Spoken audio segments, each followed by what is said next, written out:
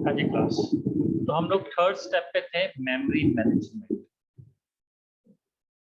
कहता ये memory management भी ऑपरेटिंग सिस्टम का काम। स्क्रीन शेयर है ना बेटे, सबको दिख रही है?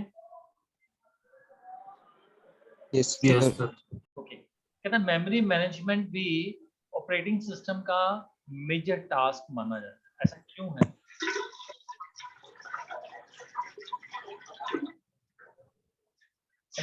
सर कोई भी सिस्टम सॉफ्टवेयर जो हाँ जी, सॉफ्टवेयर वो मेमोरी से रन होता है। यस, लेकिन उनको मैनेज करना ऑपरेटिंग सिस्टम का वर्क है। आपके पीसी में बहुत सारी मेमोरीज हैं, आपको पता है, बहुत सारी मेमोरीज हैं। First RAM, second cache memory, third secondary storage जिसको हम बोलते हैं हार्ड डिस्क, पेन ड्राइव, बहुत सारी मेमोरीज हैं। इन सबको मैनेज कौन करता है? आपका ऑपरेटिंग सिस्टम। कहता memory management is one of the most critical jobs of your operating system. किसी भी जॉब को सीपीयू के द्वारा रन करने के लिए दे नीड मेमोरी। अगर मेमोरी नहीं होगी तो सीपीयू आपकी जॉब को परफॉर्म नहीं कर सकता। क्यों? क्योंकि जॉब में रिसाइड कहाँ करना है, रहना कहाँ है, रिसाइड कहाँ रहना उसने। तो for their residing purposes memory management is an important task for your operating system. Operating system decides which file will be stored at which location in the memory। कहता है मेमोरी में कोई चीज जाती है, उसका एक टेबल बनता है, ठीक है जी। उस टेबल में आपकी स्टार्टिंग लोकेशन से एंडिंग लोकेशन तक फाइल की स्टोरेज मेंशन की जाती है। तो ऑपरेटिंग सिस्टम डिसाइड करता है किस फाइल लोकेशन को मैंने मेमोरी के किस लोकेशन पे रखना है, ठीक है जी। और दो तरह की मेमोरीज आपके पीसी में अवेलेबल है, one is primary memory, another is secondary memory. मैं एक और बात कर रहा हूँ, RAM is your primary memory. Class याद रखना, RAM is your primary memory, secondary memories are those where data are placed for long long time, but in your RAM data is placed तब तक डेटा रहता है जब तक आपकी power of नहीं होती, जैसे power of data wash out. But in your hard disk whatsoever जितनी बार मर्जी आप लोग पावर ऑन ऑफ करियो लेकिन डेटा लॉस्ट नहीं होता। लेकिन प्राइमरी मेमोरी में जैसे लाइट गई आपका जो पिछला जितना भी डेटा था सारा क्या हो जाएगा? लॉस्ट हो जाएगा, ठीक है जी। तो प्राइमरी मेमोरी को हम वोलाटाइल मेमोरी बोलते हैं और सेकेंडरी मेमोरी को हम नॉन वोलाटाइल मेमोरी बोलते हैं। नॉन वोलाटाइल और वोलाटाइल का मतलब मैंने आपको समझा दिया है कि लाइट जाने पे वॉश आउट हो जाते हैं उसके कंटेंट्स, और उसके कंटेंट्स लाइट जाने के बाद भी वॉश आउट नहीं होते। Operating system takes data needed for processing from secondary memory and stores into the memory। अब देखो, operating systems take data needed for processing from memory from secondary memory।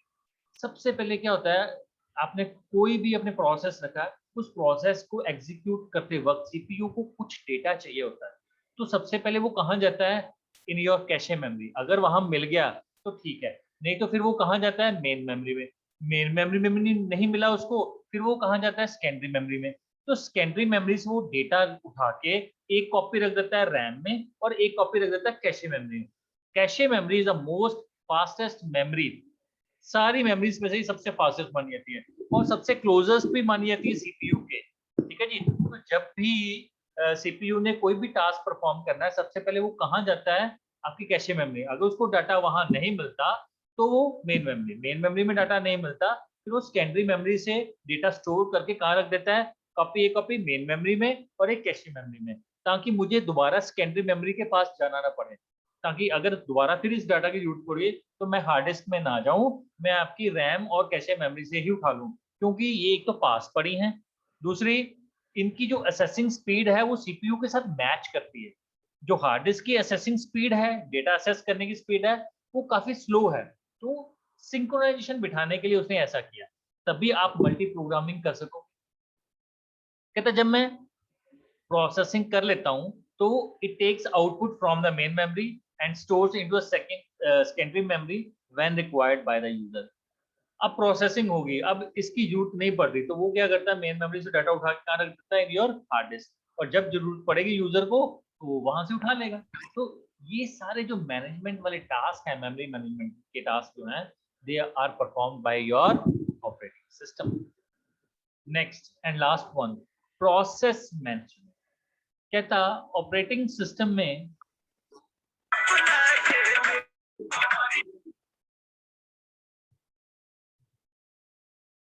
ये कौन है भाई? 501 501, should I remove you? 501, मेरी बात सुन रहे हो आप? 501, can you hear me?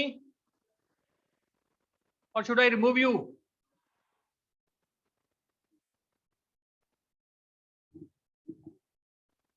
Don't do such type of activities. Don't do.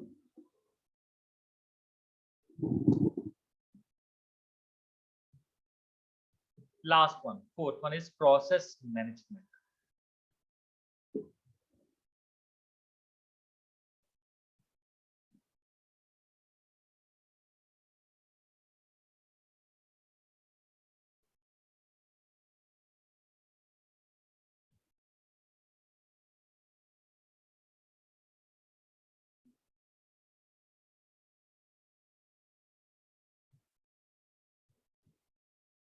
हाँ जी class, last one is process management. कहता है अब आपके पीसी पे बहुत सारे एप्लीकेशंस साइमल्टेनियसली रन हो रहे हैं। एक तरफ एमएस वर्ड भी चल रहा है, एक तरफ एक्सेल भी चल रहा है, एक तरफ इंटरनेट भी चल रहा है, और एक तरफ क्या चल रहा है? एक तरफ क्या चल रहा है? और बहुत सारे एप्लीकेशंस चल रहे हैं। अब हर एक प्रोसेस को चलने के लिए उसको क्या चाहिए? सीपीयू। तो सीपीयू किस तरह से मैंने मैनेज करना है कि वो हर एक प्रोसेस को मिले, हर एक प्रोसेस को मिले, मैंने कैसे मैनेज करना है? तो कहता है ये काम किसका है? प्रोसेस मैनेजमेंट का, कि सीपीयू का टाइम हर एक प्रोसेस को मिले और वो ट्रैक करके रखता है कि कितने नंबर ऑफ प्रोसेसेस चल रहे हैं, कितने नंबर ऑफ प्रोसेसेस वेटिंग में हैं, कितने नंबर ऑफ प्रोसेसेस कंप्लीट हो चुके हैं, कितने नंबर ऑफ प्रोसेसेस को मेन मेमोरी एलोकेट की गई है। ईच एंड एवरी एक्टिविटी हम लोग उसको मैनेज करते हैं। कौन मैनेज करता है? Operating system. ठीक है। In operating system allowing multiple applications to run simultaneously, multiple applications जो हैं वो साइमल्टेनियसली रन कर रहे हैं। The operating system keeps track of number of processes waiting to get processed and manages the processing of each and every process by providing them whatever they need. कहता हर एक operating system क्या करता है कि आपके सिस्टम में जितने भी प्रोसेसेस इस वक्त चल रहे हैं उनका पूरा ट्रैक रखता है, और कितने प्रोसेसेस वेटिंग में हैं, कितने प्रोसेसेस को प्रोसेस्ड हो चुके हैं, और कितनों को मैंने मैनेज करना है। ईच एंड एवरी प्रोसेस का जो डेटा है दे आर मैनेजेड। ठीक है जी। तो क्योंकि ऑपरेटिंग सिस्टम जो है वो मेन मेमोरी अलॉट करेगा रनिंग एप्लीकेशंस को, तभी वो कंप्लीट हो पाएंगे, अदरवाइज वो कंप्लीट नहीं होंगे। तो किनको मेन मेमोरी अलॉट करनी है, किनको नहीं करना है, इसका पूरा ट्रैक, सीपीयू को कौन सी मेमोरी प्रोवाइड करनी है, कौन सा प्रोसेस प्रोवाइड करना है, इसका पूरा ट्रैक वो बना के रखता है। अगर वो ट्रैक नहीं बना के रखेंगे तो आपका पीसी क्या हो जाएगा? हैंग हो जाएगा, और अदरवाइज हर कोई एक दूसरे की, जो सीपीयू है, एक दूसरे की तरफ भागना शुरू कर देंगे। तो इस चीज का हम लोगों ने बहुत ज्यादा ख्याल रखना है कि कोई भी जो प्रोसेसेस हैं वो हमारी लीग आउट ना करें। ठीक है जी। इसलिए each and every process should be recognized, right class?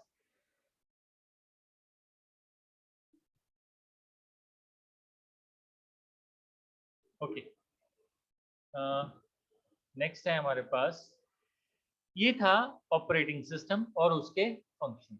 अब कहता है नेक्स्ट जो हमारे पास सिस्टम सॉफ्टवेयर आते हैं वो है लैंग्वेज प्रोसेसर्स। ठीक है जी। लैंग्वेज प्रोसेसर क्यों जरूरी है? कहता है क्योंकि लैंग्वेज ही एक ऐसा है जो आपकी फीलिंग्स को एक्सप्रेस कर सकते हैं। जब हम लोगों ने किसी के साथ कम्युनिकेट करना है तो यू नीड लैंग्वेज। और दूसरी बात यह है, तभी कम्युनिकेट कर सकते हैं, एक दूसरे को समझ सकते हैं, जब दोनों पर्सन्स आपकी लैंग्वेज को अंडरस्टैंड कर पाते। एक पर्सन पंजाबी बोल रहा है, दूसरा तमिल बोल रहा है, how Tamil person to talk to the Punjabi person.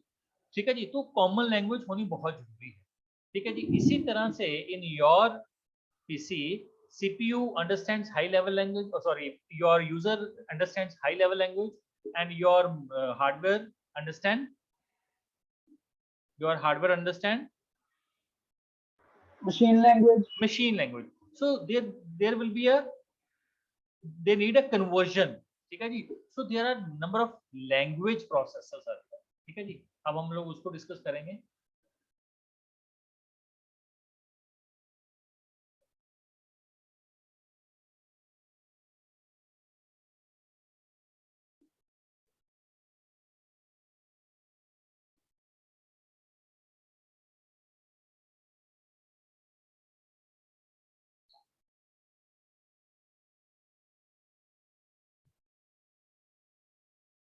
Yes class.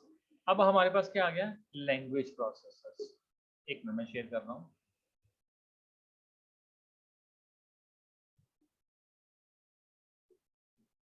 ठीक है जी. तो लैंग्वेज प्रोसेसर्स जो हैं वो एक तरह के सिस्टम सॉफ्टवेयर ही हैं, but they are used to convert programs written in programming languages into their equivalent binary form. मतलब यू हाई लेवल लैंग्वेज से मशीन लैंग्वेज में कन्वर्ट करने के लिए हम लोग क्या यूज करते हैं, लैंग्वेज प्रोसेसर्स यूज करते हैं. तो कहता बहुत सारी लैंग्वेजेस हैं like C, C plus plus, COBOL, Pascal, your आज की जो बात करें Python is there, Java is there. So these are the languages which can be understood by human beings, but the computer hardware only understand two characters, 0 और 1. So इसलिए हम लोग computer को क्या बोलते हैं, it's a binary device. So when user write instructions in high level languages, language processor क्या करता है, it takes a program written in high level or assembly language as input and convert them as an output to the computer by converting these languages into binary language. So there are three types of language processors. One is compiler, interpreter और assemblers, right class? तो हम लोगों ने compilers, मैंने आपको discuss किया था. Compilers क्या करते हैं कि हम लोग कोई भी प्रोग्राम्स जो हैं जो हाई लेवल लैंग्वेजेस में लिखे जाते हैं, हम लोग एडिटर्स यूज करते हैं. एडिटर्स सी, सी प्लस प्लस का भी एक एडिटर है. चाहे आप लोग नोटपैड में लिख लो, चाहे उसमें प्रोग्राम लिख के तो उसकी एक्सटेंशन डॉट सी कर लो, और सी में जाओगे तो डॉट सी वाली एक्सटेंशन वाली फाइल जो है वो ओपन कर देगा.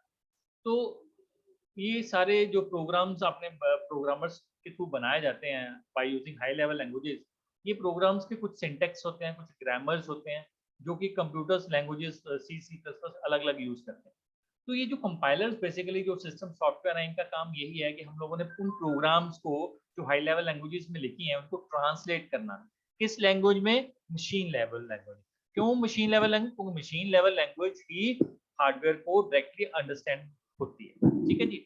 तो जो कंपाइलर है वो पूरा का पूरा program once at a time ही क्या कर देता है, उसको कंपाइल कर देता है. ठीक है जी. लेकिन जो इंटरप्रेटर है इट यूज वो लाइन बाय लाइन करता है, राइट. इसके मेरे पास है एक डिफरेंस है मेरे पास, मैं आपको दिखाना चाहता हूँ. 1 मिनट क्लास. यस, इट जो कंपाइलर है it converts the source program instructions into object code all at once, एक ही बार में. लेकिन जो कंपाइलर है वो स्टेप बाय स्टेप. जो कंपाइलर है वो आपकी हार्ड डिस्क में रहता है, जो इंटरप्रेटर है वो रैम में रहता है. ठीक है जी. कंपाइलर जो है सी, सी प्लस प्लस के लेंथी और कॉम्प्लेक्स प्रोग्राम्स को भी कंपाइल कर देता है, लेकिन interpreter small and simple programs, इसलिए इंटरप्रेटर्स बंद हो गए. कंपाइलेशन जो है कंपाइलर की वो फास्टर है, जो इंटरप्रेटर की वो स्लोअर है. ठीक है जी. जो कंपाइलर है वो रिस्पॉन्ड करता है slowly to changes in the source code, लेकिन उसमें फास्टर है. सोर्स कोड जो आप कोड लिख रहे हो that is called at source program. ठीक है जी. उसमें जो चेंजेस हैं कंपाइलर में फास्ट होते हैं, इंटरप्रेटर में स्लो होते हैं. लूप्स जो आप लोग यूज करते हो स्टेटमेंट्स, आगे आप जाके सी, सी प्लस प्लस में for loop, while loop, do while loop, इस तरह की लूप स्टेटमेंट्स पढ़ोगे. ये पूरी की पूरी लूप स्टेटमेंट को एक ही बार में ट्रांसलेट करता है, लेकिन उसमें लूप्स को ट्रांसलेट करना पड़ता है as many times. That's why we skip the interpreter. और जो कंपाइलर है they are 20 times faster than interpreter. मतलब सिंपल सी बात है, फास्टर है as compared to your interpreter. तो ये हमारे पास दो लैंग्वेज ट्रांसलेटर्स थे, कंपाइलर और इंटरप्रेटर. कई बार पूछ लेते हैं आपको यू शुड अंडरस्टैंड, आपको पता होना चाहिए कि ये क्या है। नेक्स्ट है असेंबलर, फिर वही असेंबली लैंग्वेज जो कि निमोनिक कोड्स में लिखी गई है, उसको मैंने क्या करना है, कन्वर्ट करना है किसमें, इनटू योर मशीन लैंग्वेज। तो पहले हमारे पास असेंबली लैंग्वेज प्रोग्राम थी, ठीक है, अब हमारे पास क्या आ गई, कंपाइलर्स आ गई, क्योंकि अब हम लोगों ने हाई लेवल लैंग्वेजेस यूज करनी शुरू कर, ठीक है जी। नेक्स्ट हमारे पास सॉफ्टवेयर प्रोग्राम है आपका डिवाइस ड्राइवर। अब कहता है there are number of input and output devices are available in your which are attached to your computer, लेकिन हर एक इनपुट और आउटपुट डिवाइसेस जो हैं वो ऑपरेट किए जाते हैं by its own set of instruction. हर किसी का जो तरीका है काम करने का वो क्या है, अलग है, राइट क्लास। अब जब उनका काम अलग है तो they are operated in a different manner, वो अलग ढंग से भी वो काम करेंगे। 1 minute class.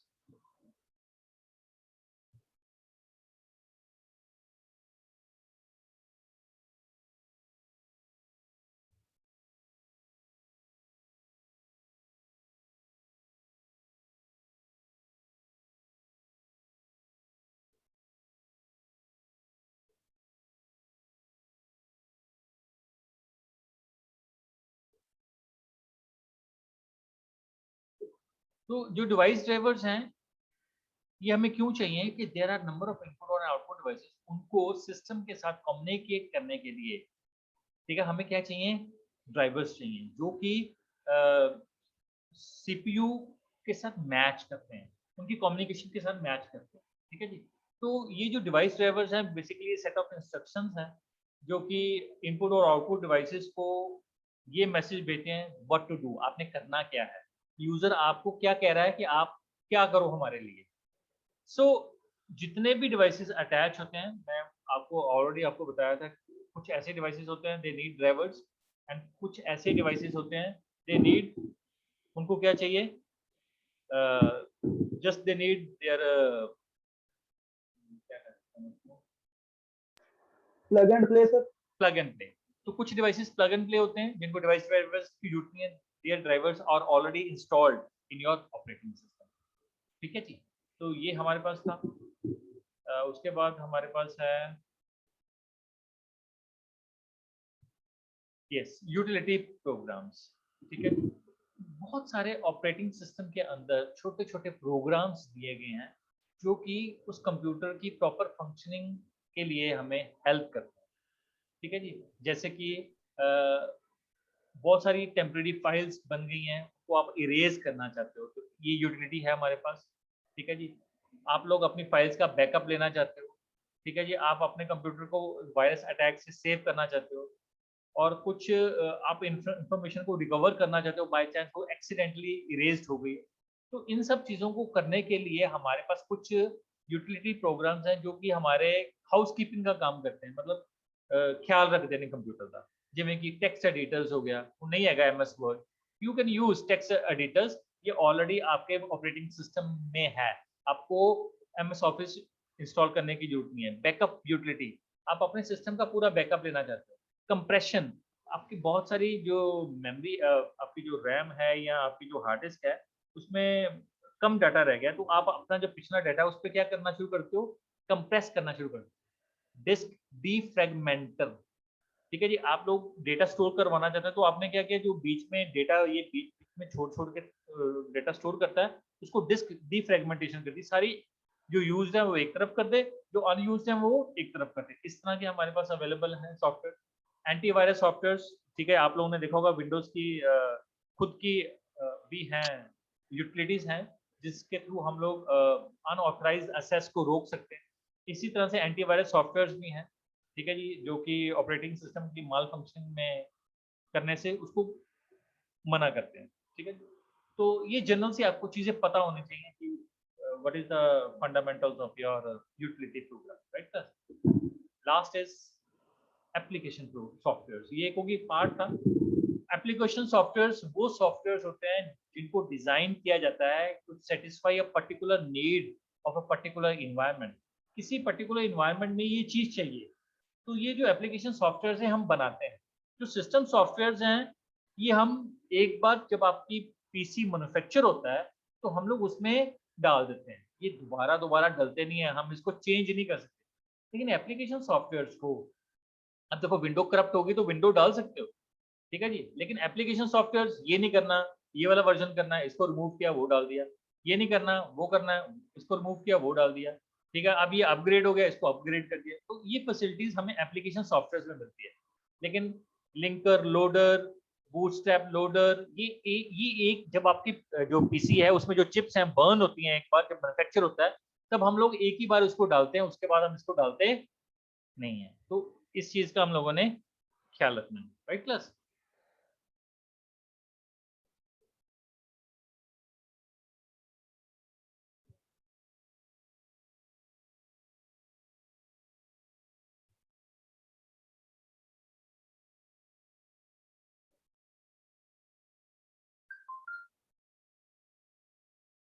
One minute class.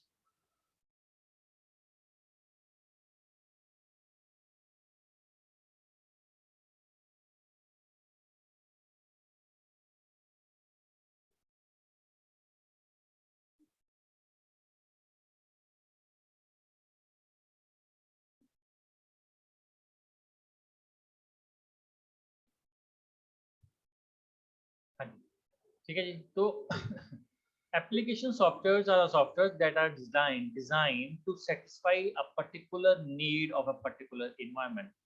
Application software designed to satisfy one purpose may not be able to solve other purposes for the same user. ठीक है जी। फॉर एग्जांपल आप लोगों ने कुछ सॉफ्टवेयर्स प्रिपेयर किए, MS वर्ड हो गया, एक्सेल हो गया, पावर पॉइंट हो गया, कोरल ड्रॉ हो गया, पेज मेकर हो गया, ये ऑल आर एप्लीकेशन सॉफ्टवेयर, ये किसी पर्पस के लिए बनाए गए हैं। तो हो सकता है वो किसी का पर्पस सॉल्व करते हो और किसी का पर्पस वो सॉल्व ना भी करते, जो जिससे आपका पर्पस सॉल्व होता है यू कैन इंस्टॉल इट। तो ये जितने भी एप्लीकेशन सॉफ्टवेयर है they are created by the programs but according to the user requirement by using have high level languages like C, C++, Java, Python, ठीक है जी। तो कहता फॉर एग्जांपल मैंने ना एक पब्लिशर था, वो कहता है मैं अपने बुक्स, मेरे गोडाउन में बहुत सारी बुक्स का स्टॉक लगा हुआ, मैंने उन स्टॉक बुक्स की स्टॉक को मेंटेन करना है, तो मुझे what we need, I need a software. तो मैं HCL कंपनी में से बात करता हूँ, वहाँ से इंजीनियर आता है, वो मेरे सारे काम करने के तरीके को डीपली स्टडी करता है, कितनी बुक्स जो हैं आप ले आए हैं, कितनी आप बुक्स जो है वो गोडाउन से चली गई हैं बाहर, इन सब का वो रिकॉर्ड रखता है। तो ये बेसिकली क्या है, एप्लीकेशन सॉफ्टवेयर बनाया गया। क्यों बनाया गया? क्योंकि उसके किसी स्पेसिफिक पर्पस के लिए बनाया जाता है, अदरवाइज हम लोग इसको नहीं बनाते हैं, ठीक है जी। तो ये पर्सनल सॉफ्टवेयर भी हो सकते हैं, ये सॉफ्टवेयर पैकेजेस भी होते हैं, कोई कंपनी भी इसको बना सकती है, ठीक है जी, बट इनकी कोई ना कोई,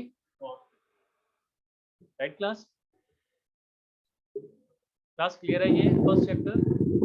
यस सर। Yes sir. ठीक है जी। तो हम लोगों ने इस लेक्चर में ये अंडरस्टैंड किया what is operating system and what are the functions of operating system. लेकिन ऑपरेटिंग सिस्टम को समझने से पहले हमें ये पता होना चाहिए कि एक सॉफ्टवेयर है और ये सॉफ्टवेयर किस कैटेगरी में आता है, हमने उसको अंडरस्टैंड किया कि ये एप्लीकेशन सॉफ्टवेयर में आते हैं, कि ये सिस्टम सॉफ्टवेयर में आते हैं। तो जो आपका ऑपरेटिंग सिस्टम है वो किस कैटेगरी में आता है, वो सिस्टम सॉफ्टवेयर की कैटेगरी में आता है, right class? Yes sir. Okay class, yes sir. बहुत अच्छे। कल हम लोग डिस्कस करेंगे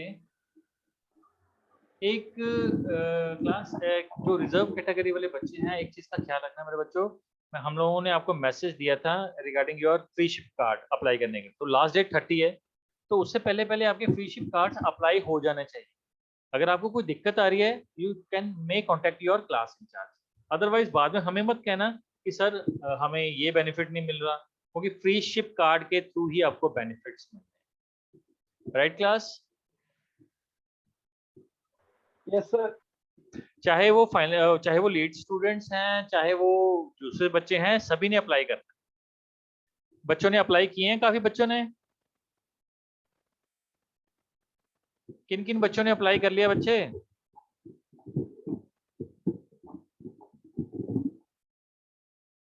अब कोई बोल नहीं था।